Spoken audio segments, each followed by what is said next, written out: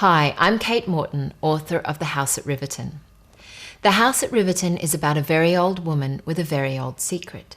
She looks back across the 20th century to recall a terrible event in her youth, an event to which she was the only witness and which history has remembered incorrectly. The very first part of the story that came to me was an image of a young man in the mid-1920s standing on the bank of a dark lake of a grand English country house. In the background, a jazz party was raging. Fireworks were exploding in the sky, people were laughing, but on the bank of the lake, where the noise was muffled, a gunshot rang out. I also knew there was more to his death than met the eye. In The House at Riverton, the narrator is 98-year-old Grace Bradley. Grace is a strong character, a survivor, clear-thinking, unsentimental, independent and intelligent. The character of Grace came to me fully formed. She was real to me from the beginning, and I missed her incredibly when I finished writing.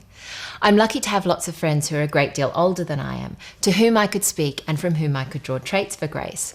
For instance, I got the idea for the taped letters that Grace sends to her grandson Marcus from my dear friend Herbert Davies, whose writing is so completely indecipherable that the only way he can communicate with his family in the UK is by sending them taped letters. I also love confessional narratives, and I've always wanted to write one.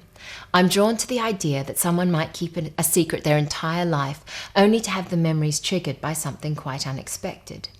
It seemed likely to me that this might happen to a character like Grace, someone who was at the end of her life and was at the stage of laying ghosts to rest. I knew, though, that the trigger would have to be something quite strong. After all, Grace's secret is horrific, and she's kept it for a long time.